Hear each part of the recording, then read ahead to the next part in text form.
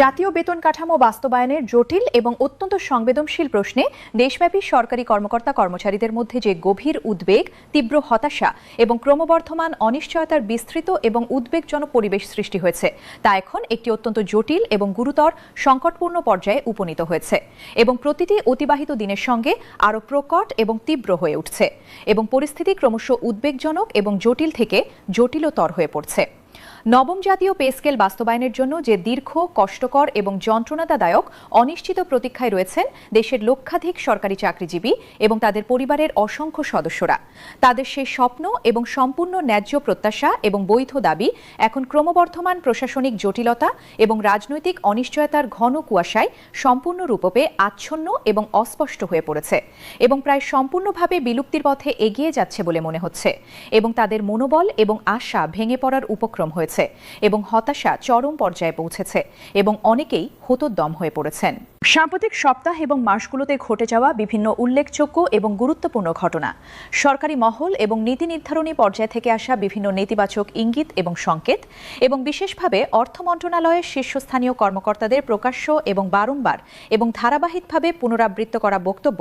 সূক্ষ্মভাবে বিশ্লেষণ এবং গভীরভাবে পর্যালোচনা করলে এবং সামগ্রিক পরিস্থিতি সামগ্রিকভাবে এবং বাস্তবসম্মতভাবে মূল্যায়ন করলে এটি অত্যন্ত স্পষ্ট এবং নিঃসন্দেহভাবে প্রতীয়মান হয় যে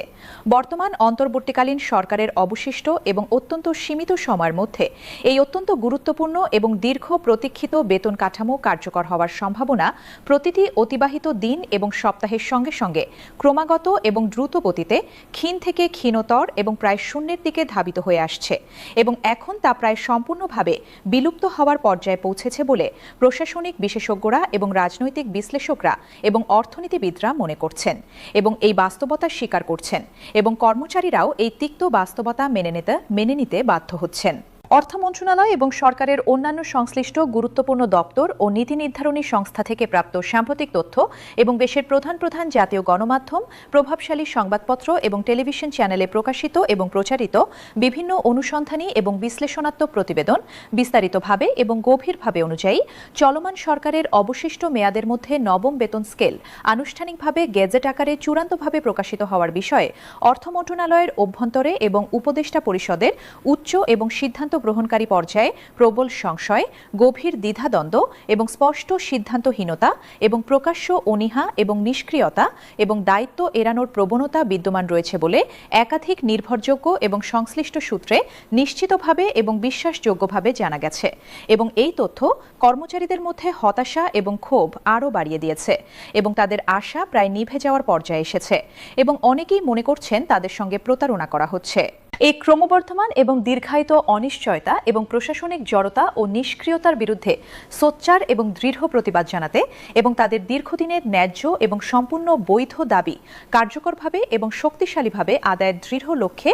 দেশব্যাপী বিভিন্ন সরকারি কর্মচারী সংগঠন এবং পেশাজীবী ফোরাম সম্মিলিতভাবে এবং ঐক্যবদ্ধভাবে আগামী 2 জানুয়ারি শুক্রবার সারা দেশের সকল জেলা, উপজেলা, সদর এবং গুরুত্বপূর্ণ প্রশাসনিক কেন্দ্রে একযোগে এবং সমন্বিতভাবে প্রতীকী অনশন কর্মসূচি পালন করার দৃঢ়, চূড়ান্ত এবং অটল সিদ্ধান্ত গ্রহণ করেছে এবং আনুষ্ঠানিকভাবে ঘোষণা করেছে এবং এই কর্মসূচি বাস্তবায়নে তারা দৃঢ় প্রতিজ্ঞ এবং সংকল্পবদ্ধ এবং কোনো পরিস্থিতিতেই পিছু হটবেন না বলে জানিয়েছেন এবং প্রয়োজনে আরও কঠোর কর্মসূচি গ্রহণে হুঁশিয়ারি দিয়েছেন। এই শান্তিপূর্ণ কিন্তু অত্যন্ত তাৎপর্যপূর্ণ এবং প্রতীকী কর্মসূচির মাধ্যমে কর্মচারীরা তাদের দীর্ঘদিনের বঞ্চনা, ক্রমবর্ধমান হতাশা এবং মৌলিক অধিকারের প্রতি সরকারের সর্বোচ্চ নীতি নির্ধারণী মহল এবং প্রধান উপদেষ্টার জরুরি এবং গুরুত্বপূর্ণ দৃষ্টি আকর্ষণ করার এবং তাদের সমস্যার প্রতি সংবেদনশীল হতে উদ্বুদ্ধ করার এবং দ্রুত এবং কার্যকর পদক্ষেপ নিতে বাধ্য করার একটি সর্বশেষ এবং শান্তিপূর্ণ প্রচেষ্টা চালাতে যাচ্ছেন এবং তারা আশা করছেন এই কর্মসূচি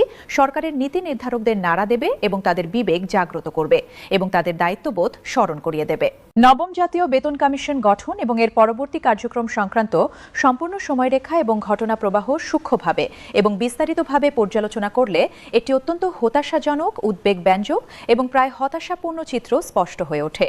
এবং পরিস্থিতির ভয়াবহতা এবং জটিলতা সহজেই বোঝা যায় এবং সকলেই উদ্বিগ্ন হয়ে পড়েন। গত জুলাই মাসে নবম জাতীয় বেতন কমিশন সরকার কর্তৃক আনুষ্ঠানিকভাবে এবং বিধিবদ্ধ সুবিন্যস্তভাবে গঠিত হয়েছিল এবং কমিশনকে মাত্র 6 মাসের একটি অত্যন্ত সুনির্দিষ্ট, কঠোর এবং সীমিত সময়সীমার মধ্যে তাদের ব্যাপক, বিস্তৃত এবং বিস্তারিত সুপারিশমালা প্রণয়ন করে সরকারের কাছে আনুষ্ঠানিকভাবে এবং চূড়ান্তভাবে জমা দেওয়ার স্পষ্ট লিখিত দায়িত্ব এবং সুস্পষ্ট নির্দেশনা প্রদান করা হয়েছিল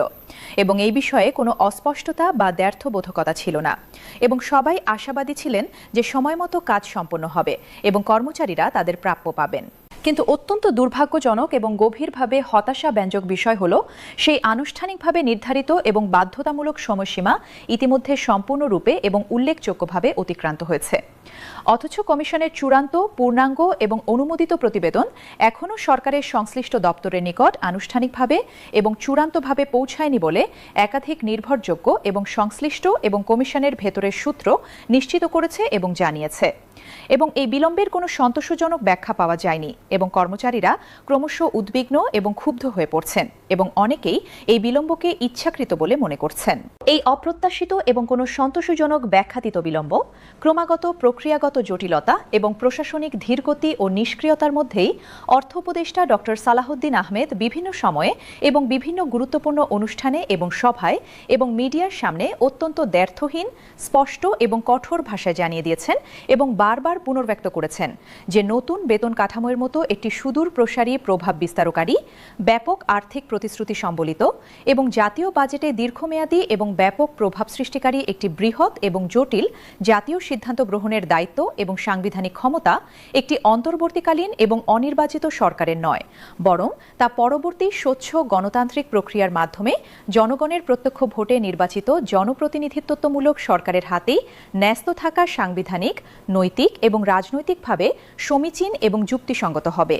এবং এই অবস্থান থেকে সরে আসার কোনো ইচ্ছা বা সম্ভাবনা তার নেই বলে তিনি স্পষ্ট করে দিয়েছেন এবং এই বিষয়ে তার মনোভাব অত্যন্ত দৃঢ় এবং অপরিবর্তনীয়। অর্থ উপদেষ্টা ডক্টর সালাহউদ্দিন আহমেদ তার বিভিন্ন প্রকাশ্য বক্তব্য, মিডিয়ার সঙ্গে বিস্তারিত সাক্ষাৎকার এবং আলোচনায় এবং বিভিন্ন অফিসিয়াল এবং সরকারি অনুষ্ঠানে বারংবার এবং ধারাবাহিকভাবে এবং জোরালোভাবে এই অত্যন্ত গুরুত্বপূর্ণ এবং মৌলিক বিষয়টি অত্যন্ত জোরালোভাবে এবং দ্ব্যর্থহীন ভাষায় স্পষ্ট করেছেন এবং পুনর্ব্যক্ত করেছেন এবং জোর দিয়ে বলেছেন এবং ব্যাখ্যা করেছেন যে জাতীয় বেতন কাঠামো প্রণয়ন এবং সফলভাবে ও টেকসইভাবে এবং দায়িত্বশীলভাবে বাস্তবায়ন করা কখনোই শুধুমাত্র মাসিক বেতনের সংখ্যাতাত্ত্বিক অঙ্ক এবং পরিমাণ বৃদ্ধি একটি সরল, সহজবোধ্য এবং একমাত্রিক বিষয় নয় এবং এটি একটি অত্যন্ত জটিল এবং বহুমুখী প্রক্রিয়া যার সঙ্গে অসংখ্য জটিল বিষয় জড়িত। এটি একটি অত্যন্ত জটিল, বহুস্তরীয়, বহুমাত্রিক এবং প্রযুক্তিগত ও আর্থিকভাবে অত্যন্ত সূক্ষ্ম এবং সংবেদনশীল একটি বিস্তৃত এবং ব্যাপক প্রক্রিয়া যার সঙ্গে জাতীয় অর্থনীতির সামগ্রিক স্বাস্থ্য এবং স্থিতিশীলতা, রাষ্ট্রীয় রাজস্ব আয়ের ক্ষমতা এবং দীর্ঘমেয়াদী স্থিতিশীলতা, সরকারের সামগ্রিক আর্থিক সক্ষমতা এবং টেকসই ব্যয় করার প্রকৃত সামর্থ্য, বার্ষিক জাতীয় বাজেটে পর্যাপ্ত এবং যুক্তিসঙ্গত বরাদ্দ নিশ্চিতকরণ, সামগ্রিক প্রশাসনিক প্রস্তুতি এবং বাস্তবায়ন সক্ষমতা, সামষ্টিক অর্থনৈতিক প্রভাব মূল্যায়ন, মুদ্রাস্ফীতির ঝুঁকি বিশ্লেষণ, আন্তর্জাতিক আর্থিক প্রতিষ্ঠানের সঙ্গে সম্পর্ক এবং প্রতিশ্রুতি, বৈদেশিক মুদ্রার রিজার্ভের অবস্থা, জনপ্রশাসনের দক্ষতা বৃদ্ধি এবং ব্যাপক কাঠামোগত সংস্কার ও পুনর্গঠনের মতো অসংখ্য অত্যন্ত গুরুত্বপূর্ণ, জটিল এবং সংবেদনশীল বিষয় ওতপ্রোতভাবে এবং অবিচ্ছেদ্যভাবে জড়িত এবং সংযুক্ত রয়েছে এবং এসব বিষয়ে সতর্ক পরিকল্পনা এবং গভীর বিশ্লেষণ এবং বিশেষজ্ঞ পরামর্শ প্রয়োজন এবং তাড়াহুড়ো করা ঠিক হবে না। একটি অন্তর্বর্তীকালীন সরকারের অত্যন্ত সীমিত সময়সীমা, সাংবিধানিক সীমাবদ্ধতা এবং গণতান্ত্রিক বৈধতার প্রশ্নের মধ্যে এবং রাজনৈতিক অস্থিরতার পরিবেশে এবং নির্বাচনী সংক্রমণকালীন সময়ে এই বিশাল, জটিল এবং দীর্ঘমেয়াদী কর্মযজ্ঞ সফলভাবে এবং দায়িত্বশীলভাবে সম্পাদন করা এবং সুষ্ঠুভাবে বাস্তবায়ন করা বাস্তবসম্মত, যুক্তিসঙ্গত এবং কার্যকরী